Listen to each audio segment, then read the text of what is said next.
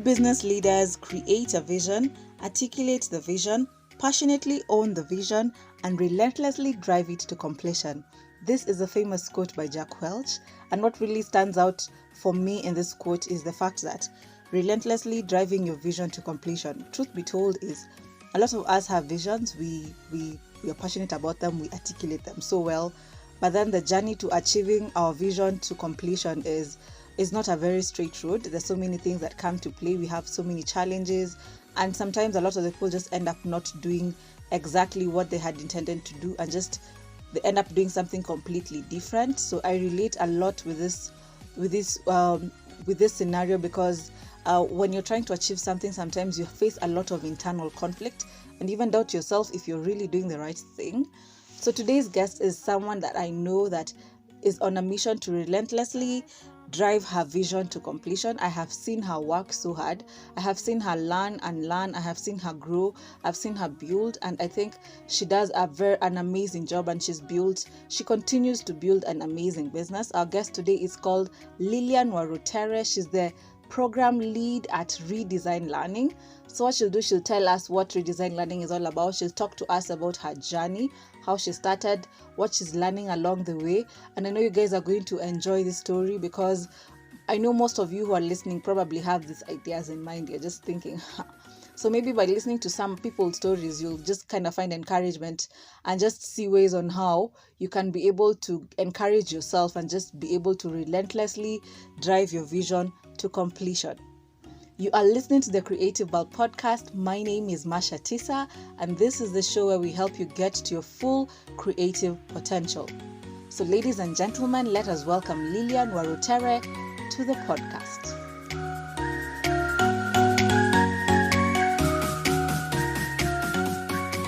Thank you so much. It's nice to meet you, Masha. There's a lot actually I get to learn from you. So I think it's a very important now session for the listeners as well to now get to listen to the words of wisdom you have, and also from your story.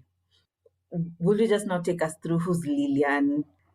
Okay, cool. So I can give a small brief of who I am. So I am a learning designer or an online course creator. So you can choose either or, but mainly what I normally say is transformational learning experiences, meaning that I love to see people grow and just see themselves be better through learning. And that means practical learning. I'm big on learning by doing. So that's one of the things that I normally really focus on. That's where Redesign Learning actually came up from. That's my company, where we actually work around helping people learn by doing, by practicing, by doing projects. And right now we're focusing a lot more around content creation. So that is what we do. We've created something that's very unique, project-based. We're growing it, and we love it a lot. I think Yeah. those are something. Yeah, so that's me in a brief. My biggest hobbies are just jogging and Oh, stay having lots of sun time. Those are my biggest highlights of any week. wow, that's amazing. Learning designer. Wow. Okay. I've heard of graphic designer. I've heard of so many things. Learning designer is it's kind of like a new term I started hearing just the other day, like 2 or 3 years ago. Yeah, So is I can give how I came to it. Mhm. yeah. So is that something you've always wanted to do? Can you give us a history? How did you get to decide to be a learning designer? Okay, cool. So I can start way, way back to the inspiration of it. So just like everyone else, I was a student in uni. Um, I mean, we've all had this particular experience of Kenyan education system at some point in Yeah. time. So Mm. for me, the point that was specifically really a hinge point for me in terms of wanting to see something different in my education, in my experience as a professional, was really to the project. Like there's the fourth year project that people normally do in university. I think in TVET it's a bit different, but there's also a project for them. So everyone has this one project that they get to do at some point in their journey, either in uni, in TVET, in college. And for me, what happened to me was that it was supposed to be like that moment in time where things are practical, because all through we were just doing theory. And it wasn't the best experience for me. I had a supervisor, they weren't able to guide me. There were internship opportunities at the same time. I didn't get Yeah. a guide. So for me, really seeing that experience as being like, we have this like one time to actually be learning practically, especially in universities, but we don't have a guide to take us through that step of this is how you learn practically. This is how you work with a boss. This is how you manage a boss. This is how you manage like going to people and asking them questions. So there was a whole big hole in that, and that moved me into like the education space a lot. I've always been a reader, loved the library. So I was like, yeah, I'm passionate about this space. Let me go and actually see what could happen. So I joined two different education-based businesses. The first one was Elewa, and then the second one was Elimu. Both of them were actually fantastic in opening my mind to something new that was happening in the education space. So in Elewa, After campus? yeah, it was after Before campus. or during? Okay. Yeah. So I graduated, went to Elawa first. They have a very unique system where they teach people, make it very enjoyable, and they specifically, so at the time they were focusing on secondary schools, and they were helping teachers to be able to teach well in class and help students remember what they've learned. So some things like things that we never used to see the usefulness of it, like why do human beings make food for themselves, but animals, like they can't make food for themselves, like plants. So they made it so interesting that one day there was a class we were in, and the teachers were told, if you start with a story, students would actually get it. Like you leave a dog and your plant in your house for a week when you've gone to coast for, let's say, Mombasa Raha. When you come back, which one did you find alive, the plant or the dog? So even when you're asking that question, some people would say the plant, some people would say the dog, and we'd ask them, why do you think it's the plant? And they would say, probably the plant makes its own food. Like when it's in soil, you image sort to as long as you're gonna maji 1 week, you'll find it there. But the dog, if you don't leave the dog with food, 1 week down the line, it'll actually be dead in your house. So the teachers would just start with such a conversation. The students be like, oh my gosh, it actually relates. What we learn in school in biology is actually important in real life. And so it was what they introduced to me around was inquiry-based learning. And that was like a different way of designing how people will learn in class. And so that changed my way of thinking around, some of the things that we learn even in university, maybe there was a more interesting way of doing it so that they would stick and it would actually show like why it's important for everyday life. So that's where I began with learning design, taking courses, going to different startups just to learn about how to make learning more enjoyable, more meaningful, and more realistic to people so that it can be sort of like practical. Wow, that's nice. How to make learning more enjoyable. As a person who's gone through the education system, I know there's a lot we may have done better. Yeah. And even as a person who's probably even taught in the same system, Yeah. um, what do you think are some of the things we are missing on when it comes to learning? Okay. Um, yeah, Yeah, so I remember we had a chat at some point, and I remember I remember you were still a lecturer somewhere in a university. yeah, Uh, so that's one of the things I don't know your audience knows, but yes, Masha is a yes, lecturer. Well, yeah, she's taught in school as well, yeah. I've even taught Ah, school. I've even taught like very young kids, like nursery yeah, kind of. It's a balance of both. nice. So Yeah. for me, like what I liked about our conversation that day was that you were actually sharing the fact that for you, you give your students practical stuff. You actually tell them, go do Mm. this and that and that. So for me, that was the part that was missing from. So I did BCom marketing class. You would probably be told like create a marketing plan for a business that's way out there, but you don't actually test it. You don't know if it's workable. You're just putting things together and you're like, yeah, I've done it. Yeah. And so the aspect that was missing was that being told, now go try it and see if it will work. And trying it in a space where you feel you're safe. Internships don't tend to be a lot of a safe space because you don't know the boss that you'll get. You Mm. might get a learning boss, or you might not have thought about like you're going to learn. You start looking for a boss, you find a good job. And then because you didn't think about getting a boss who's really understanding so they can let you grow on the job, you find someone who's really strict, doesn't let you be creative, doesn't let you grow. So you end up seeing like your internship experience is wasted. So we saw like there's this huge gap whereby people want to do things practically. The university sees there's a gap and actually creates opportunities. That's the internships and the projects. But when students go to take this advantage of these opportunities, there's someone who's missing right there. And that's the guide who tells them when you're going to look for a practical kind of experience, this is the first thing you need to do. This is the second thing you need to do. This is the contract you need to have. This is the person you need to talk to. We can actually help you take things step by step because you know what have happened. You see, that kind of guide would make the experience of any student much more about learning and growing rather than frustrations or not understanding what you need to do. Because sometimes even your boss will give you a task and they don't even know how you should do it. We have like one student who told us like, this boss was telling me to do this thing. I don't know how to do it. When I ask them, they're like, you go figure it out. And you know you're stranded with the same person and they've put for you goals. So people get lost in that space when they're trying to really be a person who is implementing what they've learned. And so we felt like we could place ourselves there as Redesign Learning and tell them that we could actually be your guide, whether you're an internship, whether you're an entrepreneur who's starting marketing, and you're the only marketer on the team, you're designing the posts, you're doing this is everything that you do.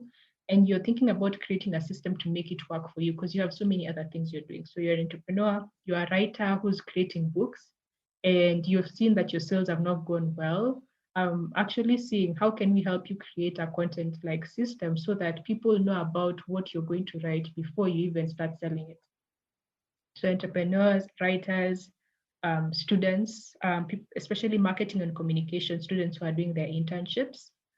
Those are the three main people that we're actually looking for. And even sometimes you see designers who want to actually double in digital marketing because right now when you look at job descriptions, you see a designer is told da, da, da, da, da, da, da, da, da, you know, Adobe Photoshop, Canva, and then at the bottom, a plus if you have digital marketing skills. So some of them are actually looking for these skills because companies are actually asking for them.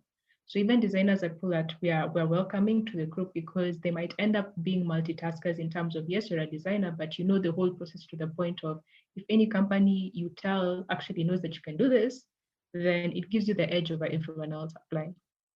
Let's now go back. You went to Elewa, then Elimu, and then that's when you got inspiration Yeah, to now get into this space. yeah. So, what are your aspirations before you decided to get to be a learning designer? What is it that you wanted to do before? Okay, cool. So yeah, there's a space in between all that as well. I remember we met at different places. So there's the time we met at NDI. Mm, You remember we were doing the, what was it called? The design thinking workshop. So I was also into design thinking. And I think that's where we actually met, Masha. I think that's because I was even interested in yeah, the first place. it was at NDI, and that's the Yeah. project we're supposed to do together. You remember? We'll still do it. Yeah.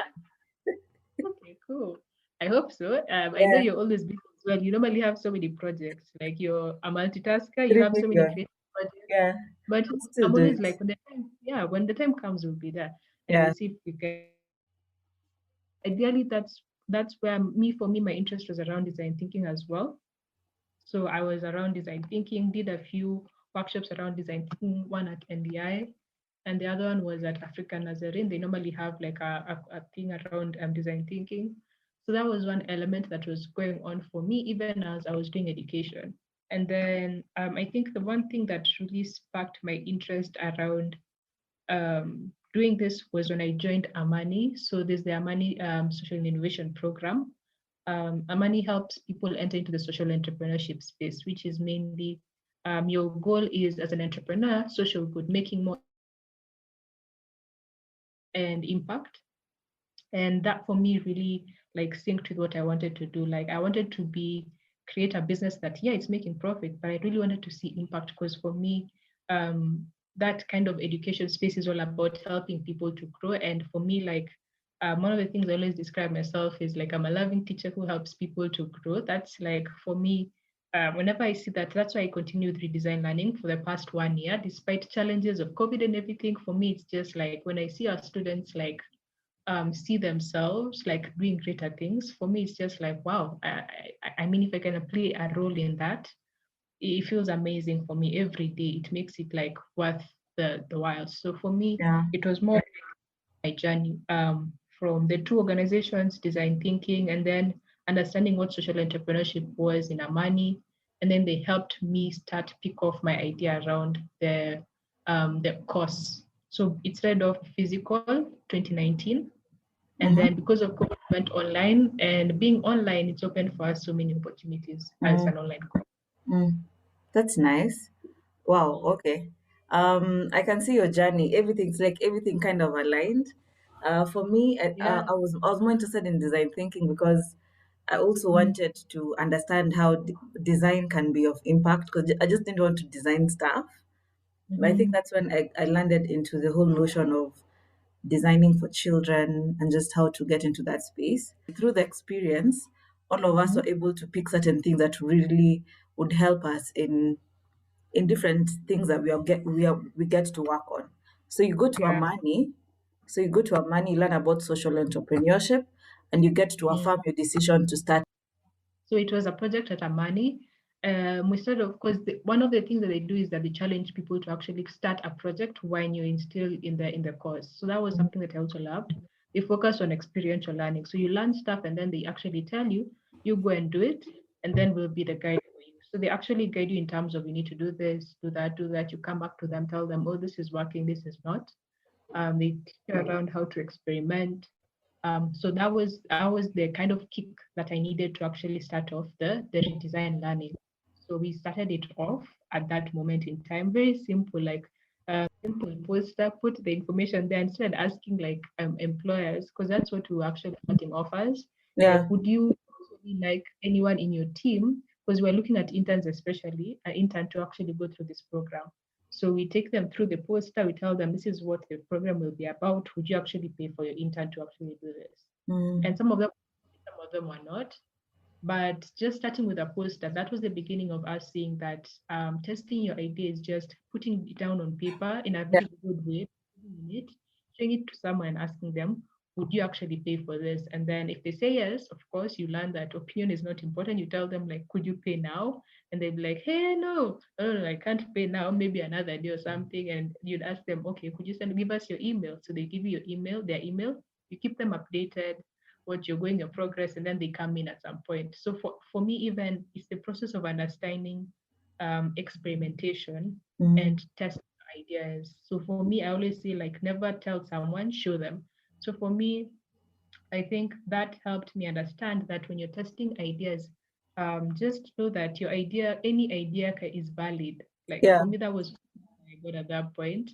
There's so many ideas I normally test. I just put them on a nice kind of a graphic. I yeah, put the idea down, I send to someone, they're like, yeah, I'm like, I just thought about this like a few minutes ago. So yeah. it just requires to like think of your any idea can be the next big idea. So treat them like that. Every single idea you have can be the next big idea. You just need to treat it like that. So I think for me, that's what I did. I put the idea on paper and made it look like it was the next big idea, shared it with people and told them, like, of course, very truthfully, authentically, like, this is where we're at and this is where we want. And the people who Yeah. were willing to jumped in with us, and that's where we started off. Um, can I just say one of the things I got to learn from you, Lilian?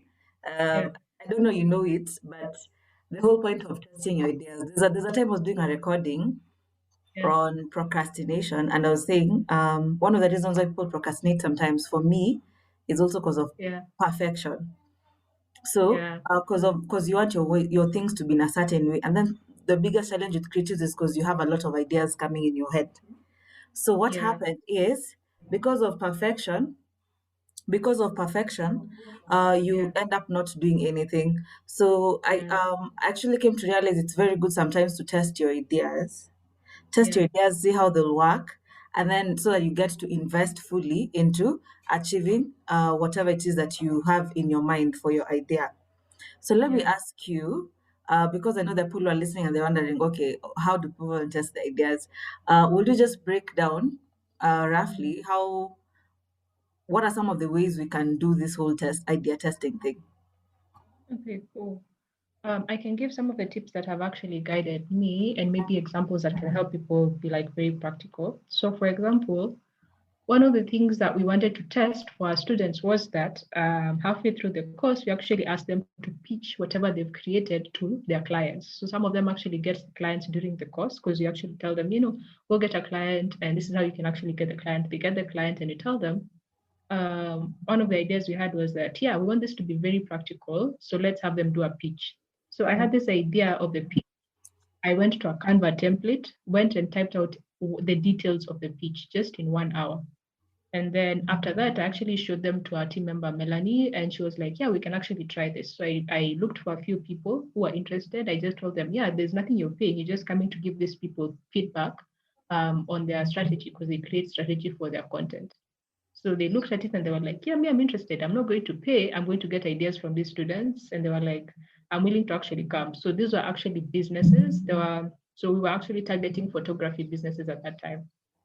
So 2 photographers came in and we told the students, yeah, you'll be pitching to these 2 people. And we had prepared them well beforehand. So they pitched and they loved the experience, because for them, it was like, oh my God, I didn't know it was supposed to be bad. So for me, it was just seeing from that experience that in coming to test, 3 things that actually guide me is: one, whenever you have an idea, put it down on paper in the most beautiful way that you can look at it. Respect the idea and make it like, see it as the next big idea, because you really don't know like if it will be. Yeah. Just treat it. Don't be the one to tell yourself no to any idea. Let everyone else be. So for me, I always say, like, I have an idea, I push it, and then I let other people be the ones to tell me no. For me, it's always yes to every idea, because it might actually reach. And then number 2 is that whenever you have an idea, don't spend more than 2 hours working on it. When you spend more than 2 hours on it, you get too invested. So that if people say no, and it wasn't like an idea that was at its right time, or that it wasn't like well crafted, if you spend 5 hours trying to create something, you feel emotionally hurt, because you're like, hey, I put 5 hours. I can't believe that people are saying they don't like it or this. But if you invest like 1 hour, 2 hours, you're like, may just spend 2 hours on this. I can change it real quick. So the mindset of someone who can actually create a test of an idea is someone who, one, can create it in a very short period of time and reduce the amount of emotional connection they have with an idea. That way they can actually better. They want that their idea, specific idea, be the best, but knowing that it can grow with time. So you just put in 2 hours, you get feedback, 2 hours again, you get feedback, 2 hours, you keep on going. So we also try to teach that to class, that you might do an assignment this week, it's not perfect. You put more effort next week on the same assignment, next week, the same assignment. So over time, they're improving, over time, it's sinking in. So for me, I normally believe in small efforts over a period of time is what actually matters, rather than doing everything at once. It tends to create like lots of friction, and it doesn't create that mindset that you want if you want to really like test and improve something. Yeah. So number 1, put it down, test it in a very short period of time. Number 3, limit feedback to just a minimal number of people, and then minimal increase. So you don't get too much feedback at once. Just choose, I'm going to get feedback from 5 valid people who will give you like great feedback, and then improve on it. 5 other people, improve on it, like that. Yeah. Wow. That's really, yeah. I think I get it, because sometimes, mostly, and I think even this advice really works well with project, like an idea of a project, because sometimes you find you get to invest a lot of time on that project, while it's something you would have just like tested, done something very simple, see how people relate to it, and then get to improve with time. I think for me, that's the Yeah. same thing I may have done unknowingly with the podcast. Is I created the artwork, did the first recording. I was like, "What do you guys think? Okay, I think you should do this do it for 20 minutes. Then the next time you do it for 15 minutes." So the more you continue, the more you keep learning. Yeah. So by the time you're ready to do something, along the way, you only get to learn by starting. You only Yeah. get to learn by starting. That's really nice. So Mm-hmm. you have this idea, you've gone out, you've mentioned something about your team. Yeah. But at what point, because so far from your story, I can only get you are by yourself.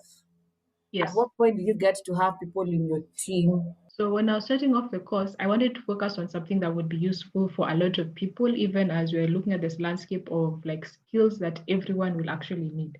And one of the skills that I saw is digital marketing. So at the time starting it off, I wasn't actually an expert in digital marketing. So I actually reached out to someone who I saw was really growing in the space. That was Melanie Piso. I told her I want to create a course. I'll be teaching some of the classes, but you can also teach some. So digital marketing, and especially what we focus on, content creation, has two aspects of it. There's the content creation part and there's the strategy part. So I'm a bit good on the strategy part, but the content creation part, she would actually come and pitch in and really do it because she had her own formula and everything. So we worked together to create the course, and we've been working with her for the past 1 year. More full-time, how she works part-time because she also has her agency right now that she started. And then we actually brought in Gideon this year to help us a bit more in terms of opening our eyes in the opportunities that are out there. Yeah. So ideally, we started off 2 people at the beginning.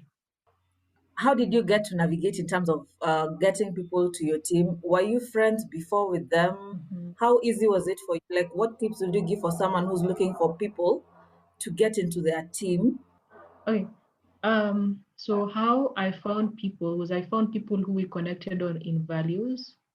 So, for example, Melanie, there are a lot of digital marketing people out there, but like I always share with her as well, is that there are 2 things that for me like stand out working with her is that 1, she's actually very good in digital marketing, but 2, she has that burden of helping people, and for me that's what I was looking for, like someone who actually you can see has this spirit of service. So that's what we call it. That's how like I would define it. Something that I'm also building around the values of the course is that this thing that's called the spirit of service, where you go out of your way to help people. Those are the kind of people I connect with. Of course, the first thing you want to check is like if these people actually have the skills to do the job. That's the first thing, because if they don't have the skills, then it's very frustrating for like everyone, even them themselves.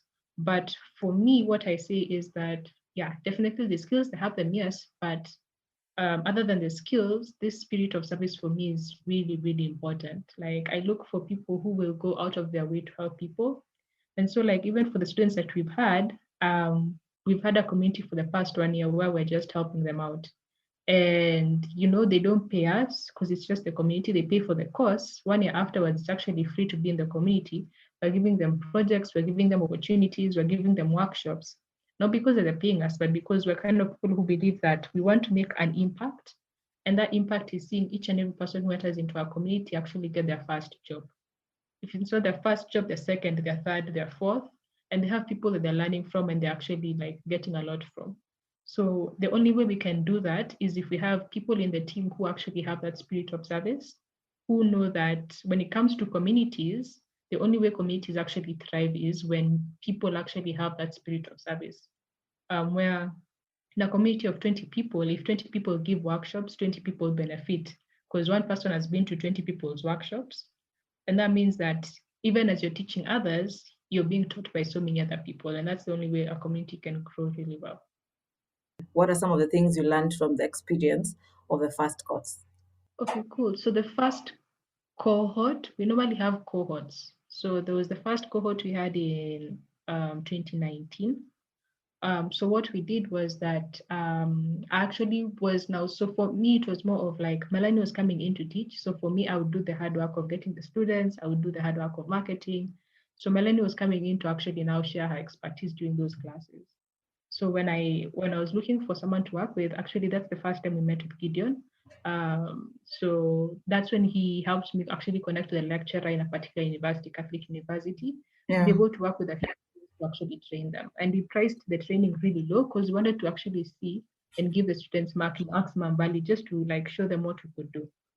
So the first thing is that we worked with the teacher, got a few students, and then we started off the training. And so from then on, because of COVID, we turned online, but we've been growing ever since, learning each and every cohort. So cohort is a group of students. So around cohort 5. So with each cohort, we're actually learning how to make the course better, how to make it more practical, how to make sure that our students are getting the most out of it. So it was around 6 students. I remember there was a few of them. It wasn't many. Well, so what is the thought process like? Were you happy with the turnout? Like, would you take me through now the whole process? Is it some was that the expectation? Did you intend to have more people? Yeah, we thought there would be more people because ideally we were giving them something that we felt was a gap in the whole university like system. We expected more, but for like the first go, ours was just learning like what would work. Like we had an idea of what would work, but it's sort of like now you test it and see would it really work. And so for us, we had to really redesign the class in terms of like how we work. Most classes, students come into class fresh, come in, they learn, and then you tell them to go to the assignments. So that was like our first cohort. But as we went along, we actually learned that our students actually benefited more from them. We just tell them, do your research, do these assignments. When they're coming to class, all they're doing is actually reflecting on what they've done and learning how to do it better. So that's all about now designing the classes to see how can they benefit the most from it, how can they learn a new system of learning that would help them not only in the course but even afterwards. So for example, a student gets a job, that's the same way they would work with a client. A client tells them, I have this task for you, finish this task, and the client at that point would even give you resources. Good ones would actually do it, but a client will tell you do this and this by this date, and then they actually go do it, do their research, do it, and then they come back and show the client. So for us, we're like, okay, that's the system you'll get out there. This is the system you should get in any course, in any institution. Because when you get used to that, when you go to job, you won't be frustrated. You won't start like trying to find out, oh no, like how do I start organizing myself because I have this work until this time. So if you start the process very early and you train people to get used to it, when they start working with clients, it's a lot easier for them. They can now present themselves as professionals. Wow. Yeah, for me, I find your process of starting a Redesign to be more, you tested your ideas, got feedback from people. So I can assume the process it wasn't like a really hard thing for you per se. The only challenge was just getting people on board. Did you struggle with doubt? Did you fear? What are some of the challenges? What are some of the things that were running through your head at that period? Because remember, it was just immediately after campus. So, what was that thing, or what are some of those things that you got to struggle with? Okay, so for me, like, yeah, it was definitely hard. It was a struggle. I can remember the times that were really, really hard because you're marketing something and you don't know if people are listening, if people are going to be interested.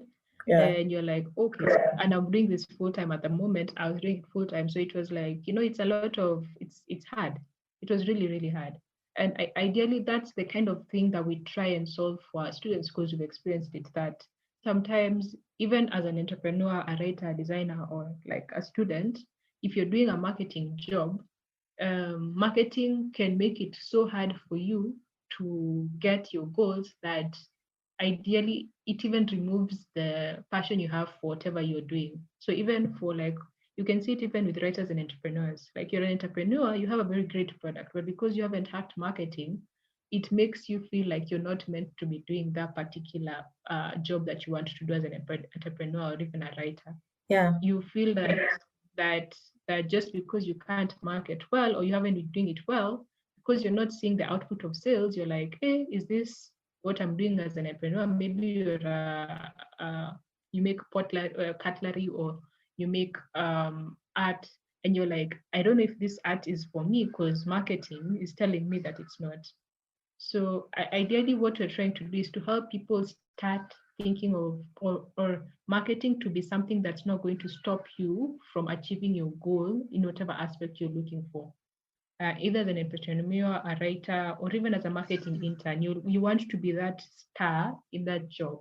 And marketing is letting you down. We help you see it as something that can help you get that star. We help you create a system and a mindset that will help you see marketing, help you reach your goal rather than push you away from meeting your goal. there's a previous chat I was talking with Nkatha. She's called Irene Chege. She owns Yeah.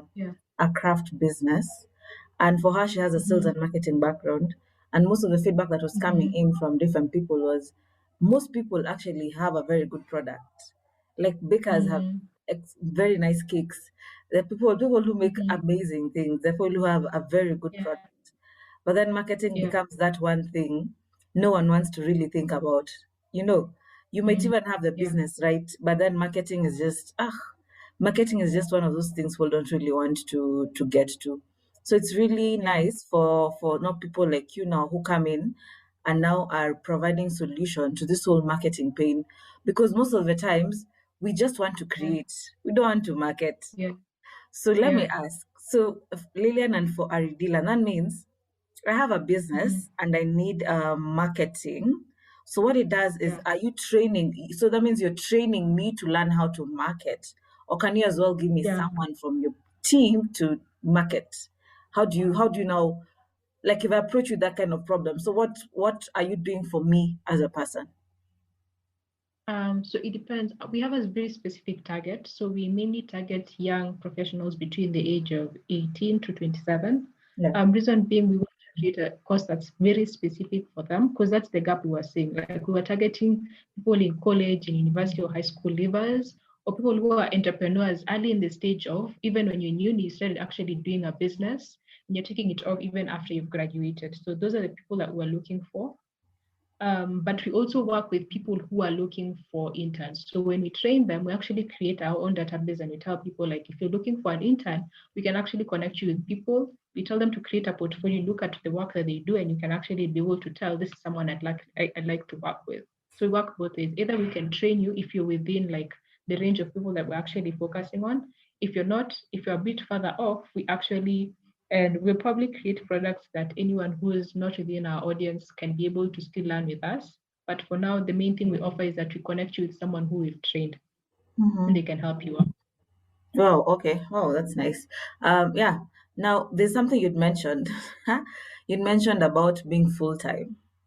So, what does full time really mean for you? Because a lot of the times, guys who are full time work, who call themselves full time workers, probably are working somewhere in an office. They have like an 8 to 5 job. I'm there full time. Mm, So, how would you differentiate? Not for you. It's not like you're going to an office. Okay, you're going yeah, to an office, your office. How do you yeah. like? What's full time and what's part time for you?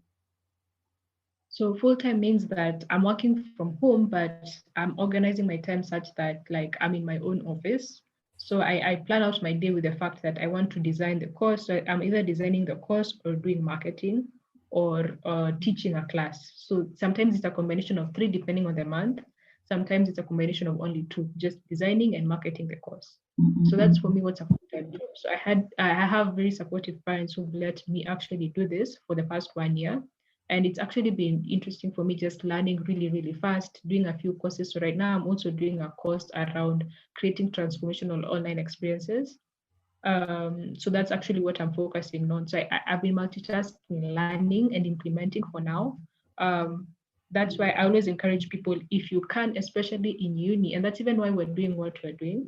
We want to get guys to start experimenting with what they're passionate about while in university, because that's the time where you're learning and it gives you the time to actually be able to start planning how to do it. Because when you check, like, we couldn't do this project until some time later on, mainly because you have to get a job, you have to start thinking about your career and everything, and getting that time to stop and actually implement what you want to do. There's no that time isn't there because you have the pressure of I need to get a job, I need to pay this and that, I don't have money for that and that. So what we're trying to do is that anyone who is in university and is thinking of really getting down to, I want to start off early so that I can actually have the opportunity to work on my passion. We help them through that strat so that you can start off really early. Because if you start after university, and we've even tried with students who are working with, so sometimes it's really well if you can work with students who are on the internship after university, they make time. But after uni, even learning is so hard because you're looking for time in between your job and everything to actually do that. So for me, part-time has been like, before was more of like balancing the job and actually thinking about this idea. But for now, for me, full-time is me managing my own time, doing everything in the business, or like at least most of the things, because I have like a team who's really helping me out. I do most of the things in the business that allows them to be able to like do their own businesses as well. And then we get at the right time to actually help out our students. So yeah, full time means for me 8 to 5. I'm working on the business daily basis. Wow. Yeah, that's really nice. Yeah. I've been listening to so many stories of different people, and they get to see the realities of Yeah. self-employment. Sometimes there's Mm. a discipline that is usually attached to it, and I keep saying this every time, every time, every time. For you, I think you're Yeah. a very structured person. I know if you say you're going to wake up at 8:06, you wake up at 8:06, and then you run for Yeah. 10 minutes or 11 minutes, Um, Yeah. have you, like, in terms of managing all your time, in terms of being self-employed and being full-time, oh, sorry, in terms of being Mhm. full-time now, um, Yeah. what would you advise someone now who's really struggling in that area? Because right now, even when Mhm. after Corona now, most of us are working from home, but many people Yeah. have struggled with being productive at home. Yeah. So Yeah. what advice would you give for such people who are constantly distracted and they're not really able to meet or to do this or to achieve the certain goals they had for a day? So Yeah. what kind of advice would you give to such people? Okay, cool. So I'll give two main tips. Um, so for me, the first thing that really helps, that I actually love what I do. So I'm looking forward every day to wake up and actually do it. And so for me, I have people who are counting on me and they're counting on me to do something that I want to do. So it helps a lot. If you can do something that you're passionate about, it helps a lot with like the discipline part. Number two, even if you're passionate about it, you also need to have a practice of creating like a schedule. So like some people are not to-do list people. Like for me, I'm a to-do list person. Like I need to do this and this and this in this month. So I go down, like I start from in this month, I need to do these three things or four things. And then I separate those four things into the 4 weeks. And then for each 4 week, the 4 weeks, I break down each item into small goals. So at the end of it, I have like I've planned out a month sort of, but with the flexibility that I allow myself, like I want to reach a specific goal. I don't even set a timeline. I just want like this has to be done by the end of this week. How I do it is up to me. So that's why I put the flexibility because sometimes if you put a to-do list that you have to do this by 5 p.m., by 6 p.m., what happens is that if you don't do it, you become like very disappointed with yourself. Oh, I've not done this and that, which is not helpful because it kind of like makes you feel like you can't do stuff. So incorporate structure but flexibility as well.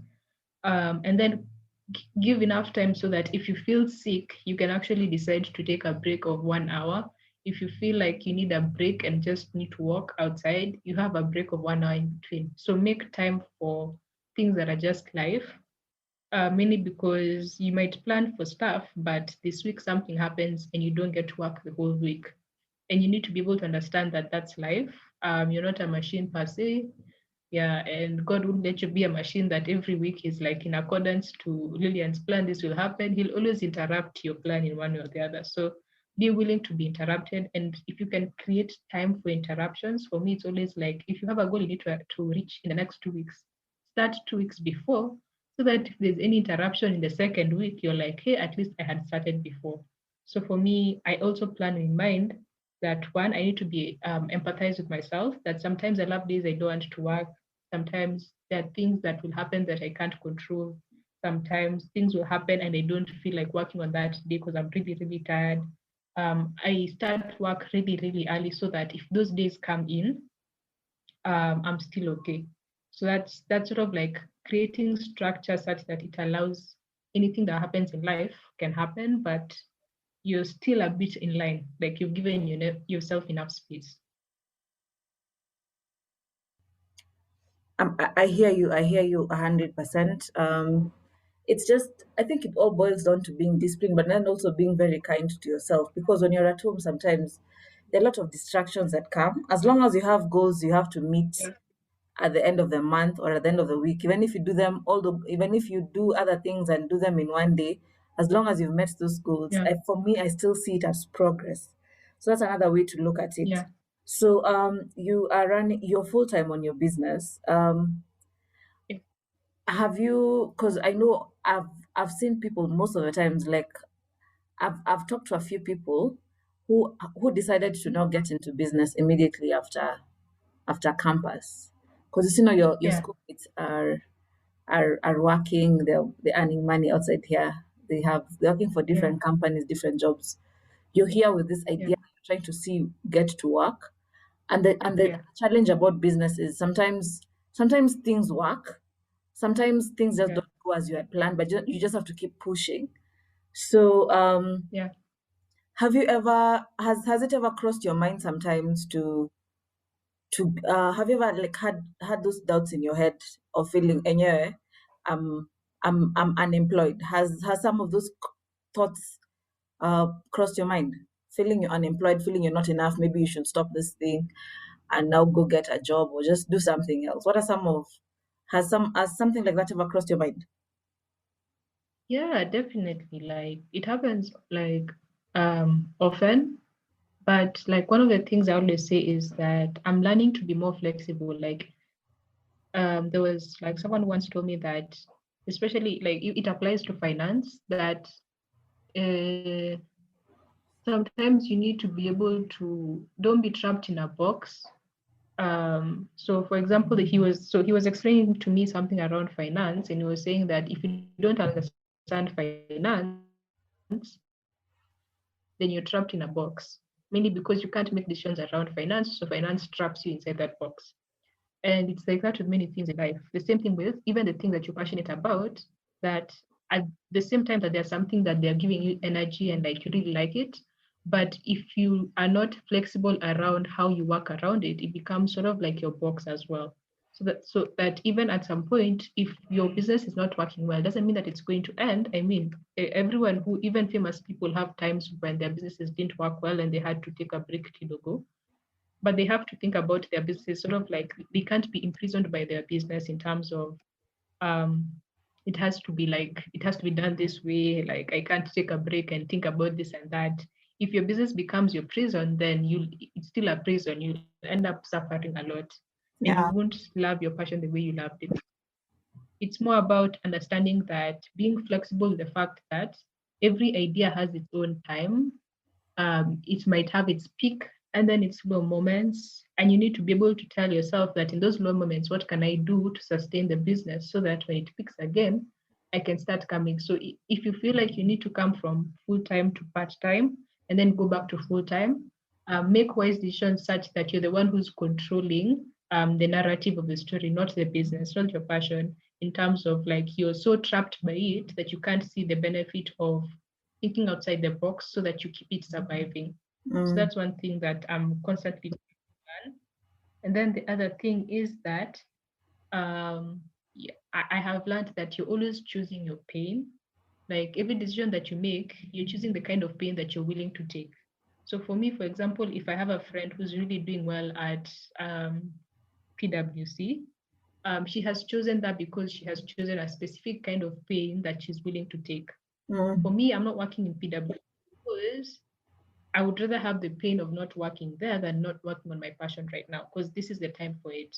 Mm. There'll become a time whereby working in my business right now, it might come like it's more painful to be here than to take another opportunity I'm seeing. And so I choose that. I'm more comfortable with that pain than with this particular pain. So it's sort of like it's choosing what are you willing to take as a hit. Either way, you're going to take a hit. Just choose what you're more comfortable taking, and you can live with it. So for me, like during my period, even right now, as I'm working on this business full time, there's a lot of struggles, but the struggles that I've accepted and I've taken. Those are struggles I have chosen. Don't be the kind of person complaining because you didn't choose your struggles. Choose your struggles so that you can, when they come, you're like, I have accepted this struggle. I will work with it. I will go through it because I have chosen it. If it's involuntary, you just take like the position of I'm going to do this like job full time and you don't choose the struggles that come with it, then you start blaming yourself or someone else for whatever is happening. And you can't work like that. You need to be able to say that I chose these struggles, I'm going to take it, I'm going to work through. And it helps a lot. So just choose your struggles really well. The ones that you know if you took, I can live with it. Don't choose struggles that if you took, you can't live with them. Yeah, I get it. Well, choose your struggle, choose your pain. Yeah. Because I know the people who prefer to take a certain path. You may have decided to work on Yeah. your passion. So I think the Yeah. whole secret is in everything you choose to decide. The decision you decide to make, you have to make sure you give it your all. Like if you've decided now to work on your business, give it your 100%. Until by Yeah. the time you are choosing something else, you know you have probably done your best. You've done your very best. So you started in Yeah. 2018 now, you've launched it, you've had your first cohort of students. How Yeah. many students, how many cohorts have you had since then? What courses are you offering right now? Yeah. Okay, cool. So we've had 5 cohorts. This is our 5th cohort at Redesign Learning. So it's been very interesting. We've had peak moments and we've had like not so much of peak moments. But ideally for me, it's the learning that I've gone through so much that I'm even thinking of even starting my own course on how to create online courses. That's something that I might think in the future because there's so much to learn. And there's so many people with interesting like information that they would like to start seeing how can they start teaching people so that even like looking at the news that was coming in last week is that there's going to be a reduced amount that's going to universities. So in terms of like cash from the government, what that means is that even Help was saying it, some people would get the cash that they need or the loan that they need to go to university. That means the people that are outside school. What if you can actually teach those people through an online course? Because there's a lot of internet penetration in Kenya, sort of like devolving information that no longer is it belonging to the universities, but individual people can take the step to actually teach people. That Masha can be the teacher who can teach people design like anywhere else and even cost them at a very low price or even a high price. It doesn't matter, but I can imagine like any online course costs like nothing compared to a university. So university is really expensive. Even if you choose to cost your online course like a third of it and you're still making income, someone is still learning from you and meets the same goal as someone who went through university. Because right now, things like people who are taking a design course in the university, I don't know how their path is going, but I'm so sure there's someone who can create an online course that can help them even reach the same path. Most people look for accredited courses, but even for us, when we ask our students, like they ask us about accredited, we normally tell them that right now, even those degrees that people are getting in university, like how much value would you attribute to it? Like what value is it going to when you're going to the workplace? Would you rather have an accredited certificate or course and it's not translating into a job, or would you rather do a course that's not giving you a certificate that's accredited, but it's getting you the job that you want, right? It's making you that you wanted. So yeah, that's something interesting right there. Yeah, learning has changed for me. Even with COVID now, we've had a lot of people take up online courses, and currently even I'd rather learn. For me, it's all about learning. I don't even care whether you're accredited or not. I just want to learn. Um, Yeah, there's a huge gap in relevance because sometimes the things we are taught, um, it's good stuff, but then yeah, they don't. It's not skills or things that are going to help you on the marketplace. Sometimes a lot of the courses yeah. we have are not very practical, and Mm. so there's a place for all these online courses. So congratulations on the 5 cohorts that you've done so far. So good. Thank you. Just you keep pushing, you keep pushing, you keep pushing. So yeah, I also know the knowledge business is one of those. You can never go wrong with impacting knowledge. Schools, having a school per se, it's like you're having a school. So I feel like there's always something you can get to learn from someone. So do you think it's important for people to consider now even being teachers in some of these courses? Is it something that redesign learning can really help guys who are willing to do master classes or to do online courses? Is that a product or a service you guys also offer? Not yet, but it's something we can start thinking about because I am also going to start sharing content around how we have been able to. So it's been a 1 year journey. We want to actually share our lessons so that people can start thinking about this. We'd love to be partners with anyone who'd actually start to think about, especially in the area of. So for right now, we're focusing on content creation. Anyone in the space of content creation who's interested in teaching people their process, right? They've been at it and they're like, yeah, I actually want to teach people my process because I think it can really help them. I'm really happy to work with such people as well. Start building off your own course that anyone who finishes our course can actually come to Marsha's class and be able to say that I want to focus on podcasting. Can you teach us your process? And then you help them become better and better with each cohort. No one starts off perfect. No course starts off being the amazing thing. Same Mm. thing with testing. Like you start with something small, make it better with time to the point that if it's your passion that you see yourself doing the long term, you can think of yourself, and not everyone is a teacher, but you can think of yourself thinking like if it's something that you have this spirit of service that you will go out of your way to help your students grow, that's when you know that you can do an online course, because it takes a lot of effort and time. But if you generally have that spirit of, hey, nikiitwa na mtu kwa simu, like if someone calls me, tells me do this and that, I help them out like in 1 minute, that's my thing, then I know I can be an online teacher. So you can create a course and yeah, it starts working off like that. And it doesn't have to be something that's very technical. There are courses that you can take that there's very little effort that you put, but you're making impact. So yeah, we are definitely looking for people who are interested in growing or sharing their knowledge through courses and partnering with them to just help them craft their course and then partner with us as well. You've Yeah. always evaluated, like with every cohort, you are always evaluating and ensuring that things are changing with time. So Yeah. that means there's always a mindset of a learner. Keep improving, keep improving, Yeah. keep improving. See what worked, see what Yeah. didn't work. What can you do to make it better? And so Yeah. I want to commend you for that. That's an amazing job. So yeah, now since our podcast is just to help people get to their full creative potential, and there's a question I always keep asking people: what are some of the things you do that help you stay creative? Okay, cool. So one practice I can share last week was that whenever I'm stuck, instead of being in that space of being stuck, I actually go and do something that's fun, and that helps me unblock like any problems that I'm having. And then also doing like being in a space where people are doing different things from I am, that's actually helped me. So for example, like last week I was stuck about something, I decided to go play some games as I think about the problem, and makes the problem a lot lighter. It makes it more fun to even think of possibilities. So that's one thing. When you're stuck, put yourself in an environment that will reduce tension. And number two, be around people who are doing new things, amazing things that will challenge you. So for me right now, I'm doing a course on called the On Deck for Course Creators. It's a really awesome course. Um, and what I'm learning is the different formats you can put an online course into.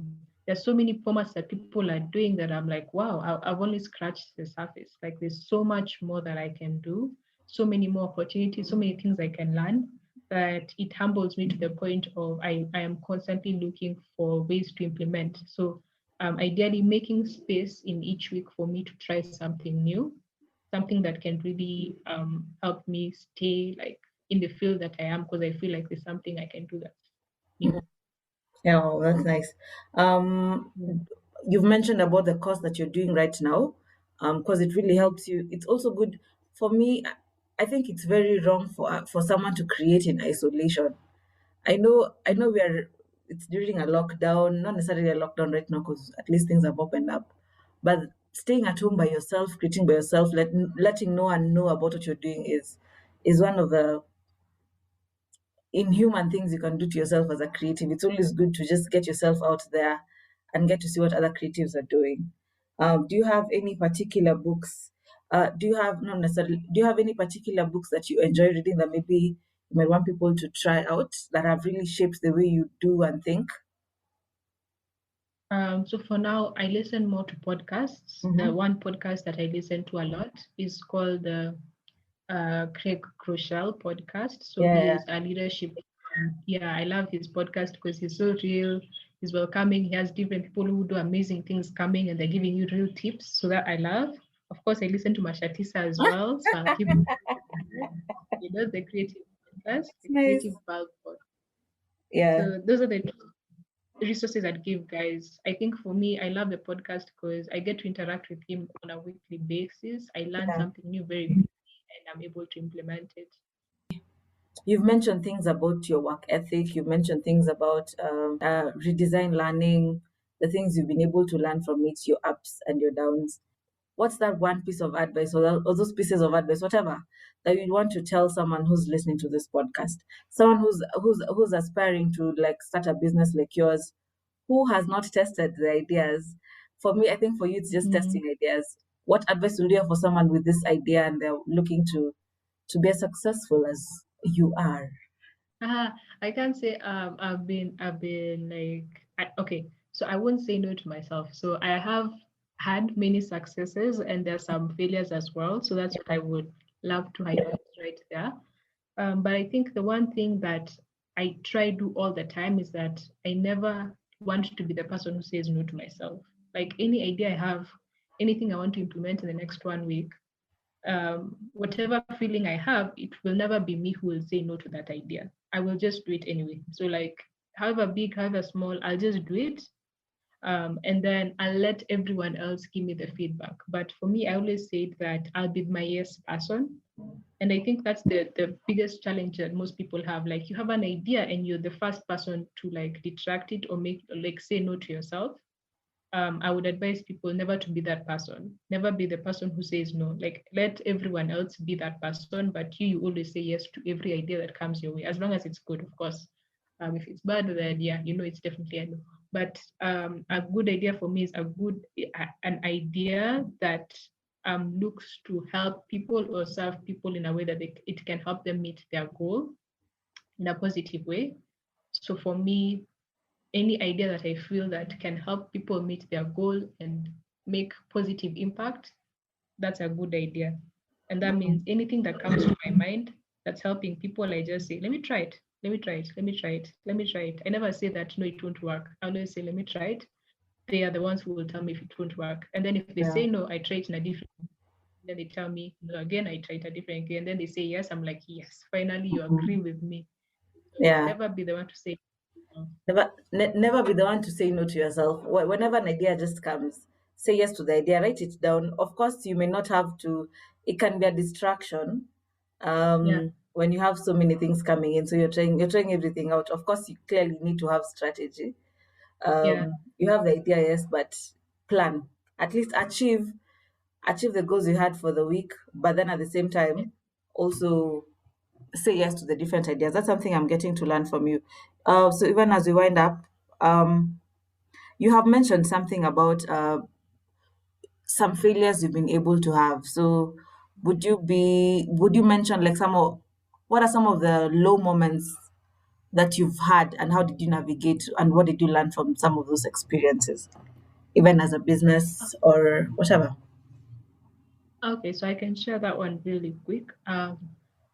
One of the failures would be that there are some times when we've advertised the course and we haven't had the intake that we wanted, less than the numbers that we actually want, and especially during COVID period. So for us, yeah, it's very hard because you put in a lot of work and you know the value that you can give and you have really good testimonials. But the thing is that you can't control the market and tell the market that they have to buy it. They have to make the decision for it. So for me, those are many moments where you always doubt yourself and you're like, do you want to do this in the long run or should you try and reshape the course so that it can help you be sustainable as well as reach your goal? Of which I'm seeing so many opportunities to do that right now it's less of a whatever an issue per se, but at the moment it's normally like really overbearing. And for me, what helps is that I always write down things that are really good that happened. And at that moment, when things are not well, I go back and read those things. So Mm, it just reminds me that because when you're in a slump, you only tend to see everything that's negative. You don't see how you can actually resolve challenges. So for me, I always go back to what I've written before that really worked. I go back to student testimonials. I go back to talk to my students and ask them, like, what are you doing now? And it reminds me of the impact I'm making. And then I feel like, yeah, because of that impact, I can do this and that and that. or for you, since you have a team, do you think the team has really helped in terms of helping you not to give up? Because most of the times for creatives in business, you find that you're by yourself. There's no one else. It's just Yeah, you, the director, the whatever, the editor, the everything. So do you think having yeah. people around you, like part of your team, do you think they really helped you in this moment when you felt like, hey, yeah, I'm not even doing this redesign running. I want to go look for a job. Yeah, they do actually. They do a lot because one of the things we help people is connecting them to jobs. And so, for example, Melanie, who's starting her own agency, she's working with a few of the students. So she tells me some of the things the students are doing, and I always tell her, like, keep on sharing with me what you see the students are doing, like in your own agency.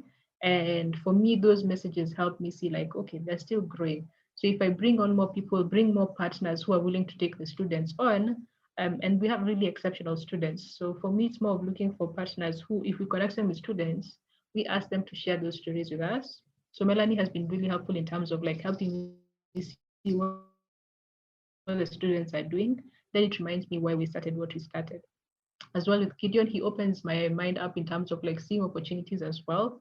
Helps out in just creating calm moments. We share like very funny moments, light moments. So it also helps you see that life is not just one freaking moment. It's several things that you put together to make it what it is. So they definitely play like a very key role in making my life a lot lighter, a lot easier, a lot more enjoyable. So, in conclusion, Yeah.